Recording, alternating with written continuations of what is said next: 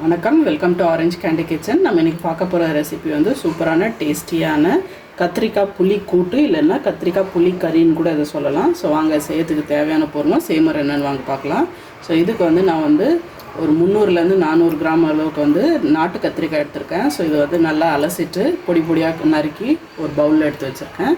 So இது வாங்க இது எப்படி செய்யலான்னு பார்க்கலாம். கத்திரிக்காய் புளி கூட்டு. ஒரு அடி கனமான ஒரு கடாயை எடுத்துங்க. ஸோ இதில் வந்து நம்ம ஒரு 2 டேபிள் ஸ்பூன் அளவுக்கு வந்து எண்ணெய் சேர்த்துக்கலாம். எண்ணெய் சூடானதுக்கப்புறம் இதில் வந்து அரை டீஸ்பூன் அளவுக்கு வந்து கடுகு சேர்த்துக்கலாம். கூட வந்து 1/4 டீஸ்பூன் அளவுக்கு வந்து சீரகம் சேர்த்துக்கலாம். ஸோ கடுகும் சீரகமும் வந்து நல்லா எண்ணெயில் பொரியட்டும். கடுகு சீரகம் நல்லா பொரிஞ்சதுக்கப்புறமா இதில் வந்து ஒரு பச்சை மிளகாய் வந்து நீட்டு வாட்டத்தில் கீறி வச்சுருக்கேன், அதை சேர்த்துக்கிறேன். அப்புறம் 2 பூண்டு பல் வந்து இடித்து வச்சுருக்கேன். ஸோ அதுவும் வந்து எண்ணெயில் சேர்த்துக்கலாம். அடுத்ததாக வந்து இது கூட வந்து ஒரு மீடியம் சைஸ் வெங்காயம் வந்து பொடியாக நறுக்கி வச்சுருக்கேன், அதுவும் சேர்த்துக்கலாம். அடுத்ததாக வந்து இது கூட வந்து ஒரு கொத்து ஃப்ரெஷ் கருவேப்பிலை வந்து பாதியாக பிச்சு இதில் சேர்த்துக்கலாம்.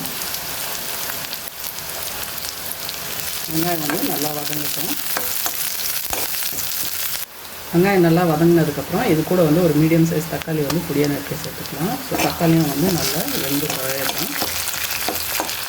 இப்போ பாருங்கள், நம்ம தக்காளியெலாம் நல்லா வந்து சாஃப்டாகிடுச்சு. ஸோ இந்த ஸ்டேஜில் வந்து நம்ம அலசி நறுக்கி வச்சுருக்க கத்திரிக்காய் எல்லாமே சேர்த்துக்கலாம். கத்திரிக்காய் சேர்த்ததுக்கப்புறம் நல்லா வந்து எண்ணெயில் போட்டு நம்ம கொஞ்சம் ஸ்லைட்டாக வதக்கி வச்சுக்கலாம். கத்திரிக்காயை ஒரு பெரட்டிட்டு நம்ம இப்போ இதுக்கு தேவையான மசாலாலாம் சேர்த்துக்கலாம். ஸோ இதுக்கு வந்து 1/4 டீஸ்பூன் அளவுக்கு வந்து மஞ்சள் தூள் சேர்த்துக்கலாம். இது கூட வந்து 1 டேபிள் ஸ்பூன் அளவுக்கு வந்து குழம்பு மிளகாத்தூள் சேர்த்துக்கலாம். ஸோ இதில் இருக்க குழம்பு மிளகாத்தூள் இல்லைன்னா வெறும் மிளகாத்தூளும் மல்லித்தூளும் தனித்தனியாக சேர்த்துக்கோங்க. இது கூட வந்து 1/4 டீஸ்பூன் அளவுக்கு வந்து மிளகுத்தூள் சேர்த்துக்கோங்க, அதுவும் ஒரு நல்லா ஃப்ளேவர் கொடுக்கும். மசாலாலாம் சேர்த்ததுக்கப்புறமா இது வந்து நல்லா ஒரு பரட்டிக்கலாம்.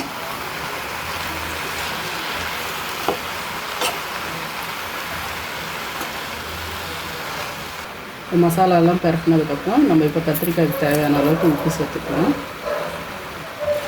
உப்பு சேர்த்துட்டு இது வந்து நல்லா கலந்து விடுங்க.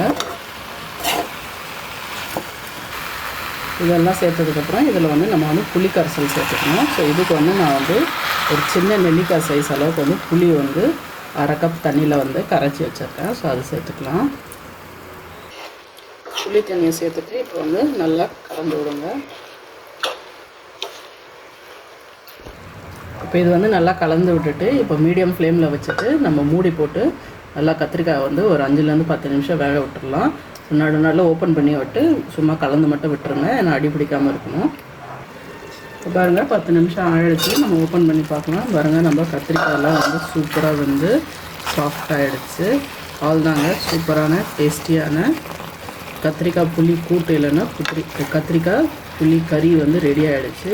இது சூப்பராக வந்து சாம்பார் சாதம், ரசம் சாதம், தயிர் சாதம், தேங்காய் சாதம், அதுக்கு எல்லாத்துக்குமே சூப்பரான காம்பினேஷன். ஸோ இது வெறும்னே நீங்கள் சாதத்தில் போட்டு கூட பரட்டி சாப்பிட்லாம், நல்ல ஒரு டேஸ்ட் இருக்கும். ஸோ கத்திரிக்காய் பிடிக்காதவங்க கூட நீங்கள் இந்த மாதிரி செஞ்சு கொடுத்தீங்கன்னா கண்டிப்பாக விரும்பி சாப்பிடுவாங்க. ஸோ இது ஜஸ்ட் another 2 minutes வந்து நான் சிம்மில் வச்சுட்டு எண்ணெய் மட்டும் கசிய விட்டுறேன். அவ்வளோதாங்க, சூப்பரான கத்திரிக்காய் புளி கூட்டு ரெடி. கண்டிப்பாக இந்த ரெசிபி ட்ரை பண்ணி பாருங்கள், உங்களுக்கும் பிடிக்கும்னு நினைக்கிறேன். இந்த வீடியோ உங்களுக்கு பிடிச்சிருந்தா லைக் பண்ணுங்கள், ஷேர் பண்ணுங்கள். அப்புறம் மறக்காமல் எங்கள் சேனல் ஆரஞ்ச் கேண்டி கிச்சனுக்கு வந்து சப்ஸ்கிரைப் பண்ணுங்கள். நன்றி, வணக்கம்.